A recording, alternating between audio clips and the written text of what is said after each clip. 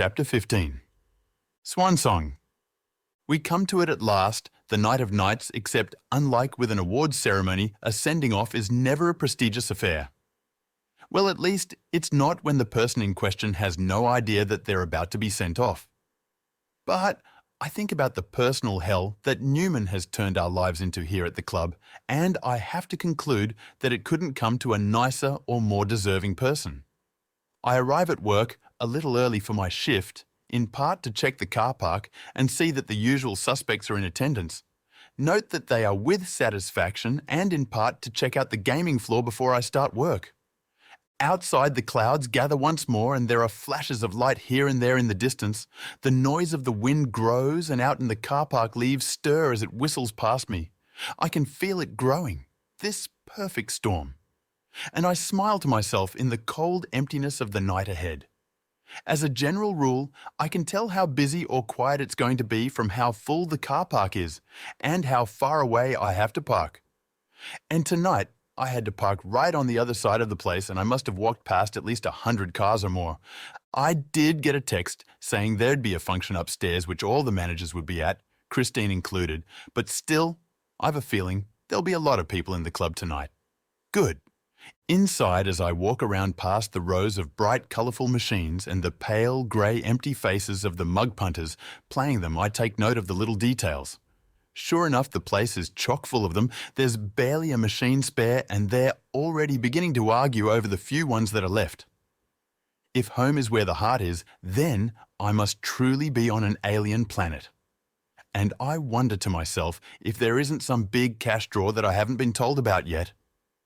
After all, the mug punters can smell a big cash prize the same way sniffer dogs can detect cocaine the size of a match head inside a condom stuffed up someone's butt at the airport.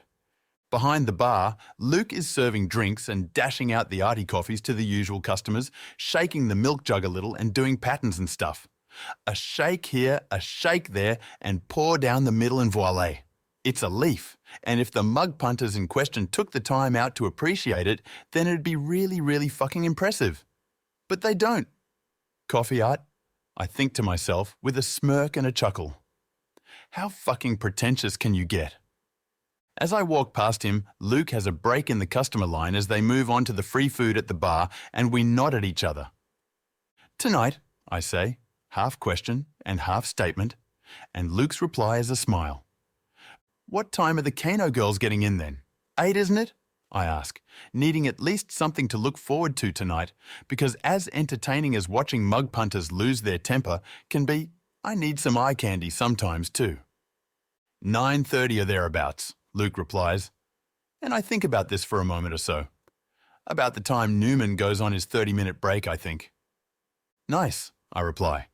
It's become a bit of an inside joke. Newman's 30-minute breaks, that is, since a lot of the time they go for at least 45 minutes and his record is an hour. Not that he's much help when he gets back, and his lazy niece Chloe is clearly the apple that didn't fall far from the tree in that regard. I walk past the cashier's station and check out the roster for tonight. Chloe's working out on the gaming floor later after me. Perfect.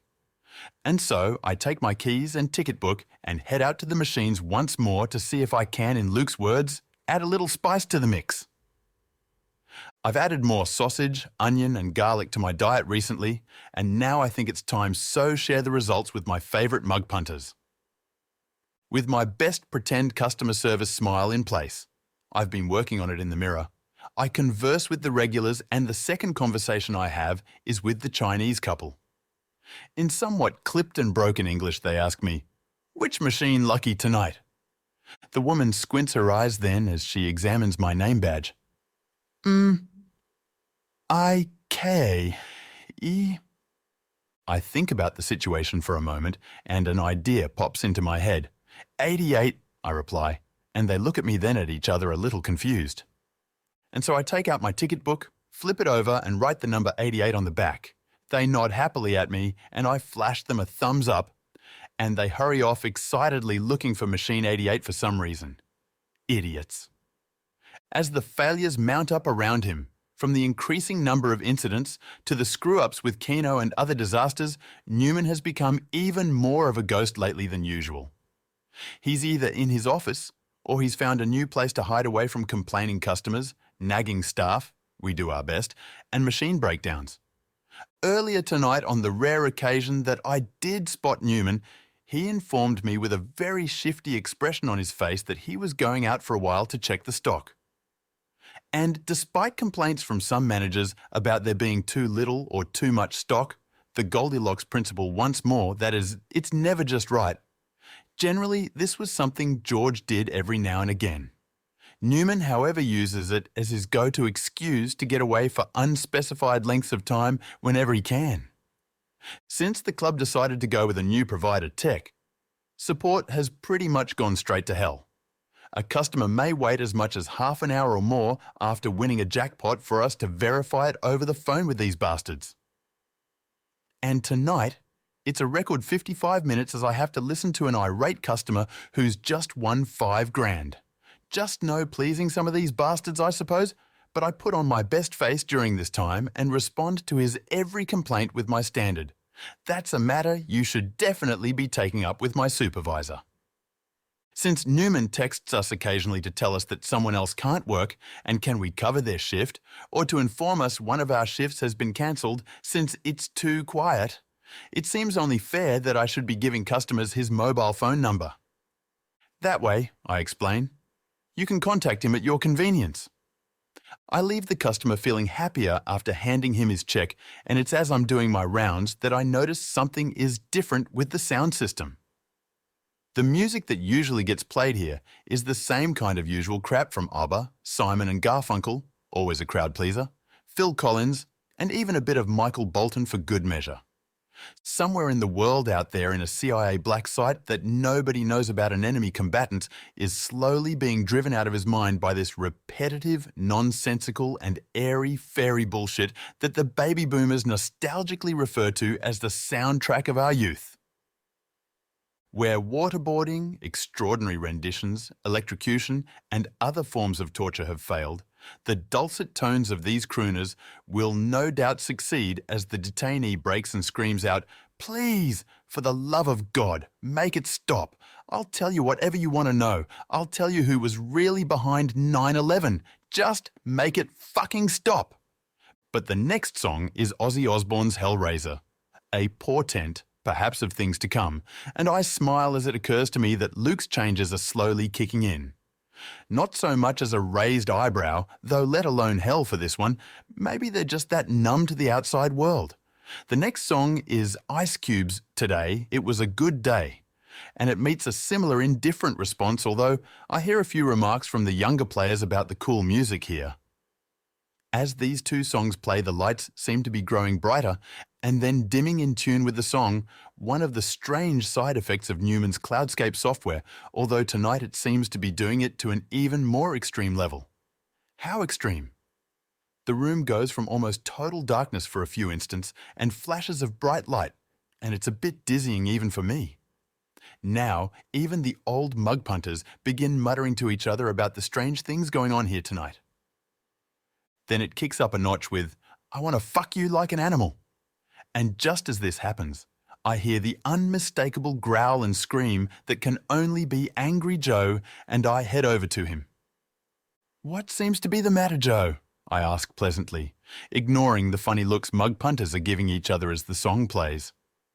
Behind Joe's shoulder are the Chinese couple I spoke to earlier, eagerly awaiting his departure so they can play the machine. Lucky number 88. "You tell these bastards," Joe says loudly as he points to the couple standing behind him, "that if they don't stop looking over my bloody shoulder the whole time, they'll be bloody sorry. You got that?" "You say you find it off-putting," I repeat, "that these patrons are standing so close to you as you try to play your machine?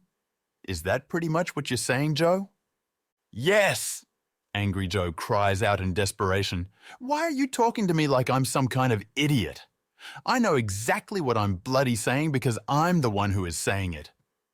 "Well, Joe," I reply a little quieter and in my calmest voice, "if you feel that way about it, I strongly suggest that you have a word to management about this gross invasion of your privacy.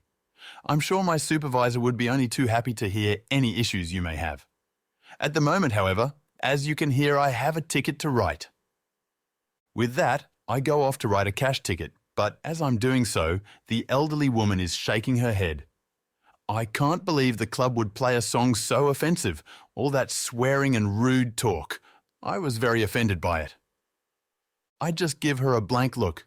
You were offended by Johnny Cash? I ask. I mean, I know the guy had a bit of a reputation back in the day, but it wasn't Johnny Cash, young man, she screams at me. Honestly, weren't you listening to that awful, vulgar song? As she says this in the background, I hear the chorus. I want to fuck you like an animal. I want to feel you from the inside. I just shake my head.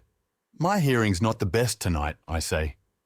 I was up all night at a friend's listening party as we went through the Partridge Family's greatest hits. Those were the days. And I sigh a little in remembrance.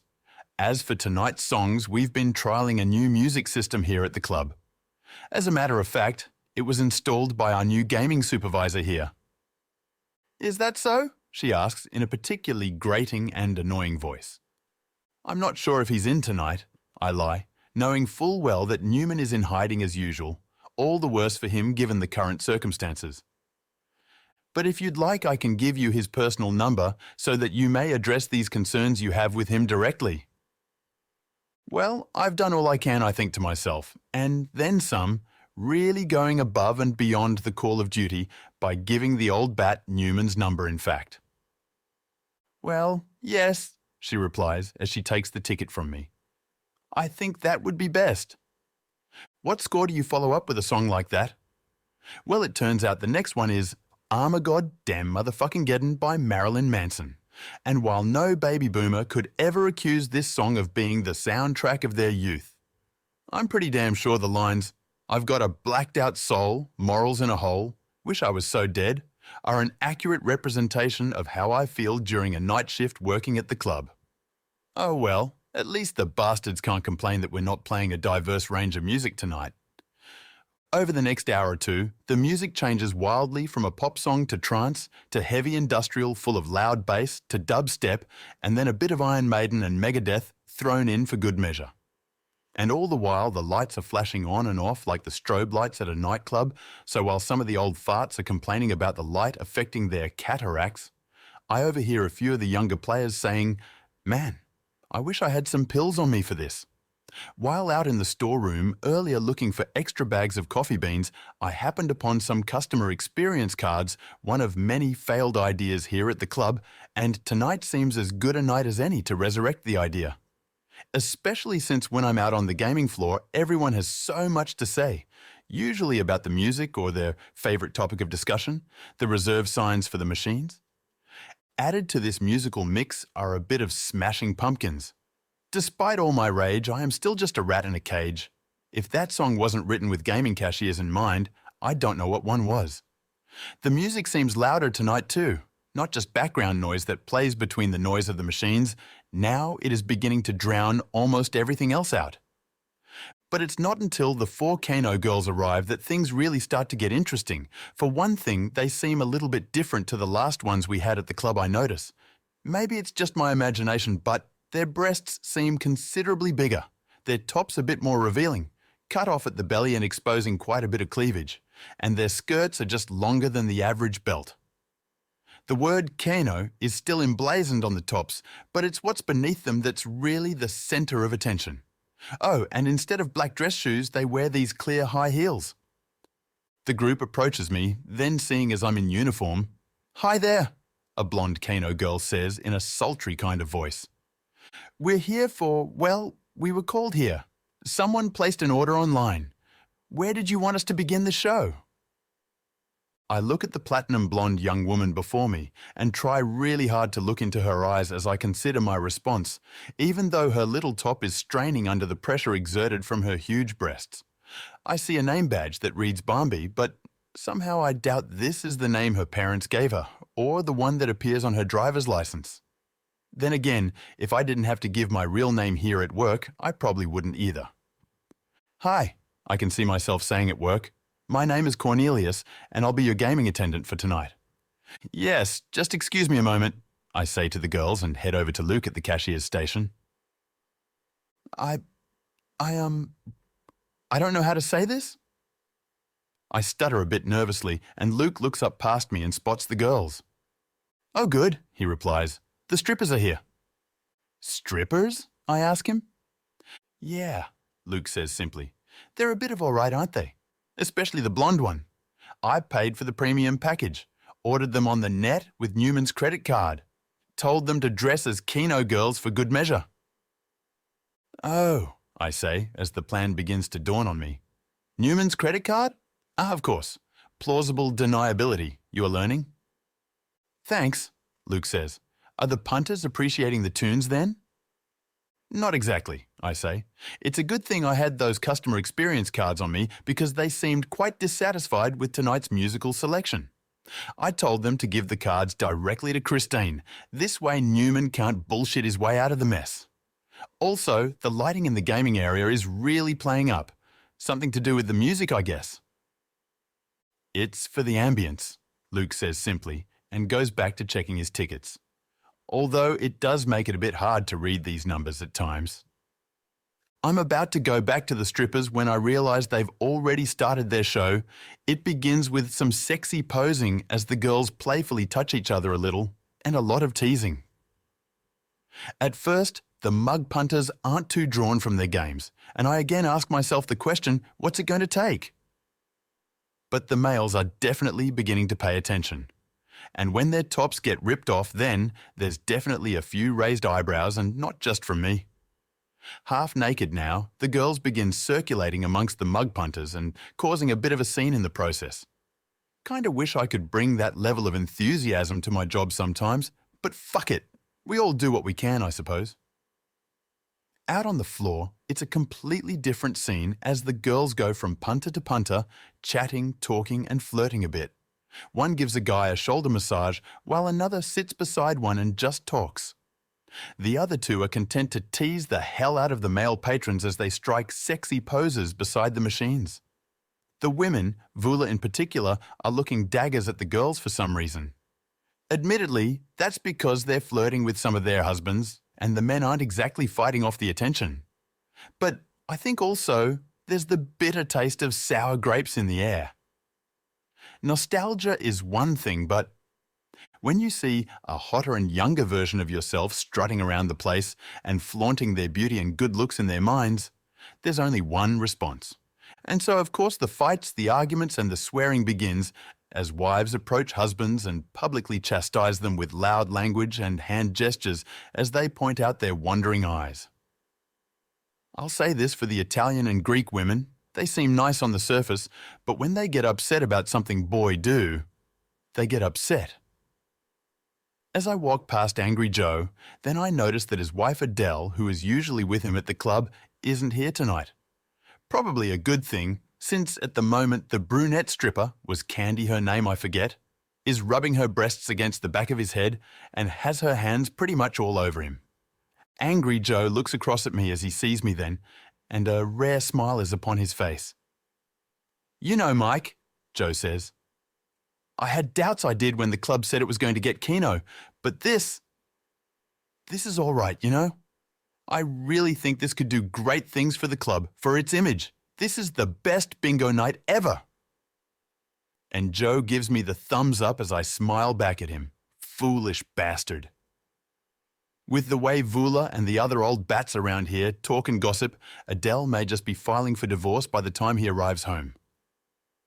Somewhere in a dark corner of my mind, I'm still picturing that perfect storm building up, or a tsunami gathering height and speed and approaching the coastline of a major city full of unsuspecting victims to be.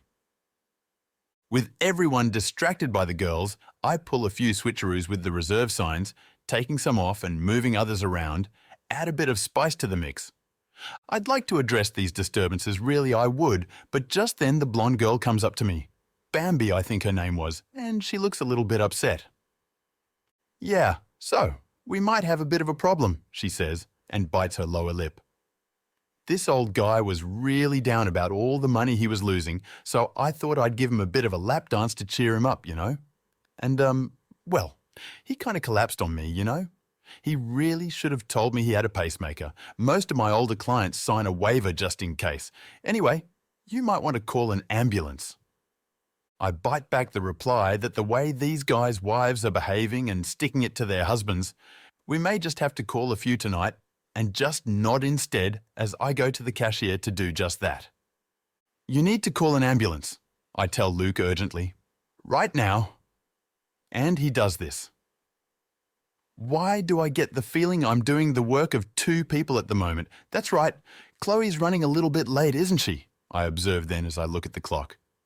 Yeah, I might have had something to do with that, Luke explains. I cloned Newman's phone ID and sent a text that said not to bother coming in because Kate's working tonight. Also adding that she's up for a performance review from Christine and that she should take the rest of the week off to think about her situation. Yeah. You cloned his phone ID? I ask confused, rubbing the back of my neck and pondering this. Yep, Luke answers. Some of my best friends are freaks. Well, I'm sure they're still nice people, I say, oblivious to his words. No, Luke replies with a laugh. Freaks! As in P-H-R-E-A-K-S, as in phone freaking. Ah, I say, shit, you really are good with technology. I go back to working on the gaming floor as my attentions are needed more and more by complaints from the mug punters about the funny lighting and the awful noise, among other things. And of course, the good times can't last forever, so it's at this point that we spot Christine come down from upstairs with some money. Probably getting change off Luke. Just need to get some change, Luke, I hear Christine say, confirming my suspicions. Is everything all right down? Christine pauses mid-sentence as she overhears Vula swearing in Greek to another mug punter who's apparently taken her machine.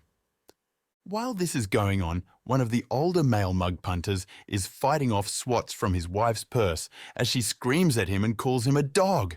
How dare you look at that blonde bimbo? Aren't I good enough for you anymore, you asshole? Christine turns around then and notices the chaos, and the look on her face is absolutely priceless.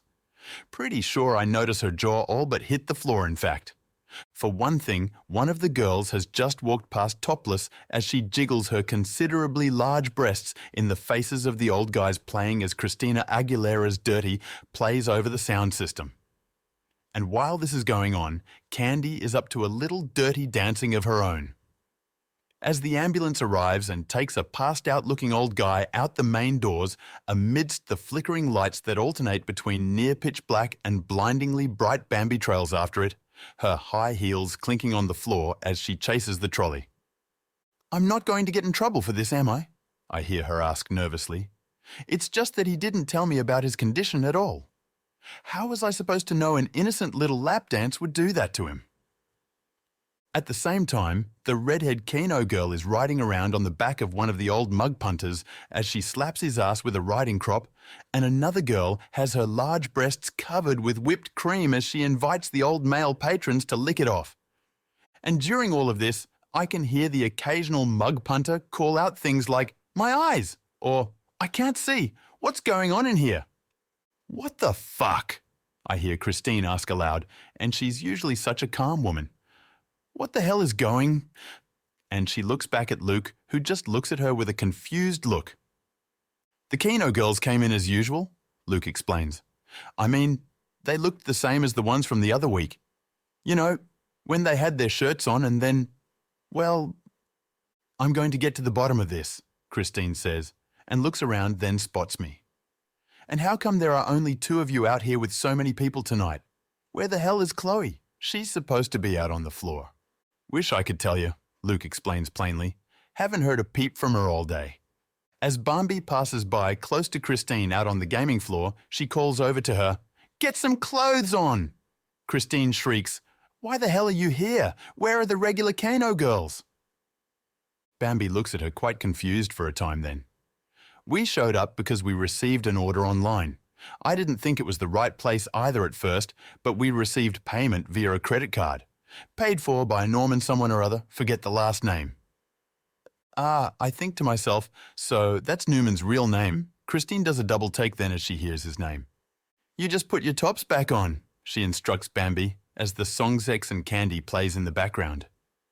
But as the next song plays, More Human Than Human, by White Zombie, complete with raunchy intro at a rather loud volume, Christine suddenly has other things on her mind.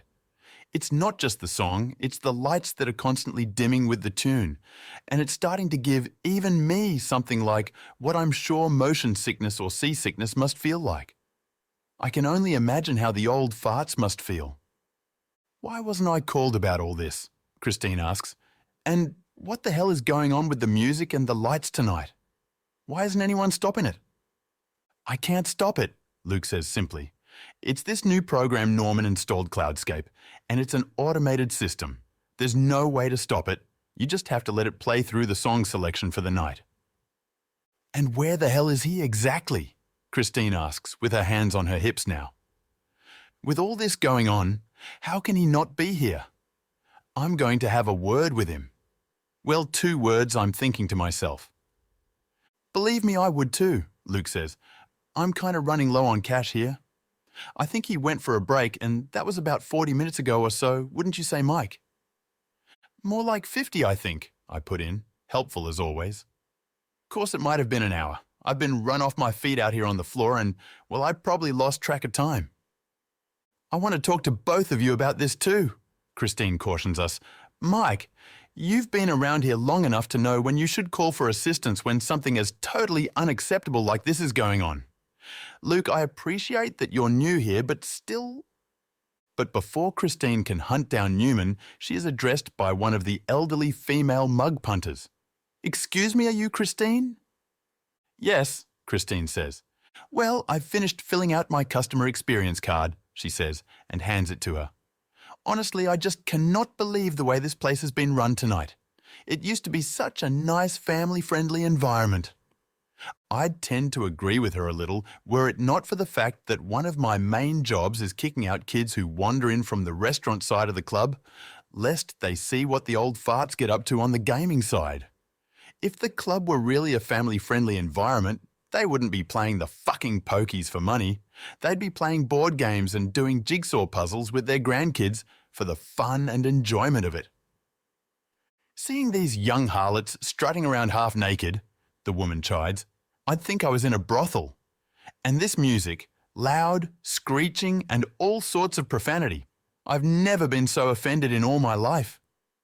Christine is gobsmacked as she takes the card off her, and I have a feeling she'll be receiving a few more before the night is out too. She takes her mobile phone out then and begins talking with another one of the managers. Yes, things are a little hectic down here, Christine says calmly, in what has to be the understatement of the fucking century. I'm going to be needed for a little while. Things are busy upstairs still? Right. Well, I'm sure you guys can handle it for now. I'll be back up when things quieten down a bit at our end. I can understand Christine's reluctance to tell the truth about the situation, because if she did, then there's a good chance she'd be in about the same level of shit as Newman currently is. After all, she hired him. But just at that moment, as the perfect storm reaches force 5 hurricane proportions, Newman makes the dumb mistake of wandering in through the front doors of the club. And as bad as it looks, as we all look over in his direction, it's pretty obvious what he's been up to recently.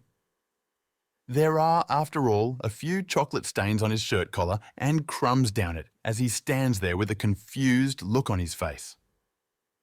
Guy doesn't know it, but he's facing a firing squad, quite literally in this case. Where the hell have you been? Christine explodes.